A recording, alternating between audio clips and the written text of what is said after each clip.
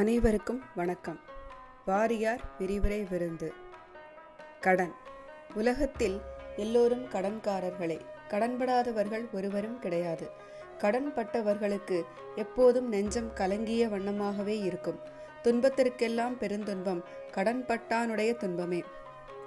அதனால் அன்றோ ராவணன் போர்க்களத்தில் ரகுவீரனுக்கு தோற்று படையெல்லாம் ஒழிந்து தனித்து நின்ற காலத்து கடன் கொண்டார் நெஞ்சம் போல கலங்கினான் இலங்கை வேந்தன் என்றார். ஆதலின் கடன் என்பது ஒரு பெரிய துன்பம். எப்போதும் கடன் படப்படாது. ஒருவேளை கடன் பட்டாலும் அதனை தீர்ப்பதற்கு முயலுதல் வேண்டும். இப்போது உலகின் கடன்படாத மக்களே கிடையாது என்றேன். ஒரு சிலருக்கு ஐயம் இருக்கலாம். எத்தனையோ தனவந்தர்கள் கடன் இல்லாமல் சுகமாக இருக்கிறார்களே என்று நினைக்கலாம். சற்று நிதானித்து பார்த்தால் அவர்கள் கூட கடன்பட்டவர்களே. சுருங்கக்கூறில் அரசர்கள் கூட கடன்பட்டிருக்கிறார்கள். என்ன கடன்பட்டிருக்கிறோம், யாரிடம் பட்டிருக்கிறோம், அதை எப்படி தீர்ப்பது என்று இப்போது விசாரிக்க வேண்டும். விசாரித்து உடனே கடனை கொடுத்து துன்பத்தை நீக்க மிக மிக விரைந்து முயற்சி செய்ய வேண்டும். காரிட்ட ஆணவ கருவறையில் அறிவற்ற கண்ணிலா குழவி போல கட்டுண்டு இருந்த நமக்கு இந்த அருமையான சரீரத்தையும் நல்ல மனம், புத்தி முதலிய கரணங்களையும் நன்கு இருப்பதற்கும் உலாவுவதற்கும் இந்த உலகத்தையும் இதன் கண்ணே வாழ்ந்து அனுபவிப்பதற்கு போகத்தையும் ஆண்டவன் கொடுத்தாரல்லவா.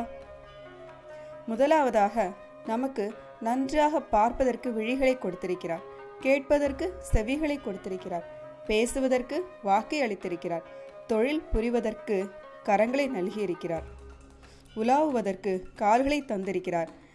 அக்கை கால்களை வளைத்து நீட்டவும் மடங்கவும் ஆங்காங்கு கீழ்களை அமைத்து கொடுத்திருக்கிறார். அவை எப்போதும் கெட்டு போகாமல் இருக்க அந்த கீழ்களில் வழவழப்பான ஒரு பசையை வைத்திருக்கிறார். இவ்வளவும் கொடுத்ததோடு அமையாது, நல்ல அறிவை கொடுத்திருக்கிறார். நாம் உண்டு மகிழ இனிய கனிகளையும் காய்களையும் கொடுத்திருக்கிறார். வீடாய் பட்டபோது பருகி இளைப்பார தெளிந்த நீரை கொடுத்திருக்கிறார். சந்திர சூரியர்களாகிய பெரிய தீபங்களை கொடுத்திருக்கிறார். முடிவாக எல்லாம் அவர் கொடுத்த பொருட்களே. இத்தனையும் நாம் அவரிடம் பெற்றிருக்கிறோம். இவ்வளவு பொருட்களை நாம் அவரிடம் பெற்றிருந்த போது நாம் கடன்காரர்கள் இருப்பதில் என்ன ஆட்சேபனை? ஆண்டவனிடத்தில் நாம் எல்லோரும் கடன்பட்டவர்களே. இப்போது கடன்காரர்கள் ஆகிய நாம் இந்த கடனை தீர்ப்பதற்குரிய வழியை தேட வேண்டும். நாம் அந்த ஆண்டவனுக்கு செல்வத்தை கொடுத்து கடனை நீக்கலாமா? அவர் செல்வத்தை விரும்பாதவர், வேண்டுதல் வேண்டாமை இல்லாதவர். மனம் மொழி மெய்களால் அந்த ஆண்டவனை வழிபடுவதுதான் நம் கடனை தீர்க்கும் வழியாகும். அத்தனி பெருந்தலைவனை வாயார வாழ்த்த வேண்டும், நெஞ்சார நினைக்க வேண்டும், தலையார கும்பிட வேண்டும். வாழ்த்த வாயும் நினைக்க மடநெஞ்சும் தாழ்த்து சென்னியின் தந்த தலைவனை சூழ்த்த மாமலர் தூவி துதியாதே, வீழ்த்த வாவினையே நெடுங்காலமே என்று தமிழ் வேதம் முரசறைகிறது. காலையில் எழுந்த உடனேயே ஆண்டவனை வழிபட வேண்டும். இந்த வழக்கத்தை நம் பெரியோர்கள் தொன்று தொட்டு நெடு நாட்களாக அனுசரித்து வந்திருக்கிறார்கள். அப்படியே மாலையிலும் கோயில் வழிபாடு செய்ய வேண்டும். இந்த காலை மாலை வணக்கத்தை வடமொழியில் சந்தியா வந்தனம் என்பர். நம் செந்தமிழில் காலை கடன் என்று கூறுவர். இந்த தமிழ் பதம் ஆகிய காலை கடன் என்ற சொல்லில் எவ்வளவு பொருளடங்கி இருக்கிறது என்பதை அன்பர்கள் உற்று நோக்குக. இந்த பதத்தை நன்றாக சிந்தித்து பாருங்கள். காலையில் ஒவ்வொருவரும் அவசியம் செய்ய வேண்டிய கடன் நம் முன்னோர்கள் காலையில் எழுந்தவுடன் இந்த ஈஸ்வர வழிபாடாகிய கடனை ஒவ்வொரு நாளும் தவறாது செய்து வந்தார்கள். அந்த காலை கடனாகிய தெய்வ வழிபாடு செய்யாமுன் வேறு வேலை செய்யக்கூடாது. இதனை நம் அருணகிரியாரது தமிழ் மறையும் வற்புறுத்துமாறு காண்க. காலையில் எழுந்து நாமமே மொழிந்து காதலுமை மைந்த என ஓதி காலமுணர்ந்து ஞான ஒளிக்கண்கள் காண அருளென்று பெறுவேனோ. மாலைதலில் திருப்புகழ். ஆதலால் நாம் ஒவ்வொருவரும் இந்த கடனை தீர்க்க வேண்டும். கடனை கொடுக்கிற போது இது முன்னாலேயே பட்ட கடன், இது ஒரு சனியன் என்று வயிறிருந்து கொடுக்கலாமா? அங்கனம் கொடுப்பவனை உத்தமன் என்று சொல்ல மாட்டார்கள். நம்முடைய ஆபத்துக்கு கொடுத்தானே என்று சந்தோஷத்தோடும் அன்போடும் முக மலர்ச்சியோடும் கடனை தீர்ப்பவனே உத்தமன். அதுபோல ஆண்டவனுக்கு நம்முடைய இந்த கடனாகிய தெய்வ வழிபாட்டை அன்போடும் ஆர்வத்தோடும் செலுத்த வேண்டும்.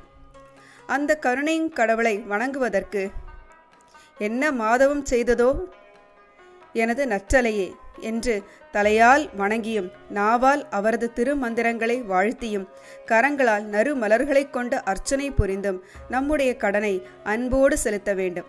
மெய்யன்பர்களே, உற்று நோக்குங்கள். உலகத்தில் ஒருவனிடம் பட்ட கடனை கொடுக்காத ஒருவன் தண்டனைக்கு உட்படுத்தப்படுகிறான் அல்லவா? அதுபோல இந்த தெய்வ வழிபாடாகிய கடனை செய்யாவிட்டால் நாம் தண்டனைக்கு ஆளாவோம். கடன்காரர்களாகிய நம்மை பற்ற பாசக்கயிறு கொண்டு ஒருவன் வருகிறான், யமன். அங்கே நம்மை அடைக்கின்ற ஒரு சிறை உண்டு, அதுதான் நரகம். அங்கே நாம் கடனை கொடுக்காமல் மோசம் புரிந்த தீவினைகளை எல்லாம் ஒருவன் கணக்கெழுதி வைத்திருக்கிறான். அவன் பெயர் சித்திரகுப்தன். ஆதலால் அந்த ஆபத்து வருவதற்கு முந்தியே கடனை தீர்ப்பதற்கு முந்த வேண்டும். கடன் பட்டவனுக்கு தூக்கம் பிடிக்காதல்லவா?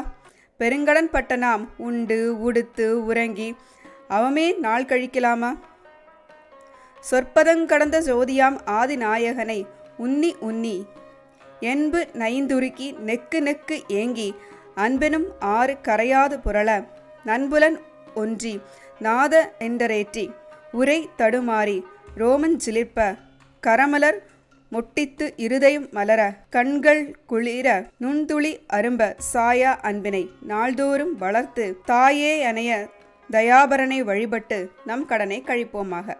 ஒரு புல்லின் நுனியிலுள்ள சிறு துளி நீரில் அதன் அருகிலுள்ள பெரிய மாளிகை தெரிவது போல் இதுகாரும் கூறி வந்த இவ்வளவு பொருளையும் அடக்கி நம்மனோர் விரித்து பொருள் கொள்வதற்கு ஏதுவாக சுருக்கமாக எவ்வளவு அழகாக நம்முடைய தமிழ் வேதம் முழங்குகிறது. என் கடன் பணி செய்து கிடப்பதே. இத்துடன் நிறைவடைந்தது. மீண்டும் மற்றொரு பதிவில் சந்திப்போம். நன்றி, வணக்கம்.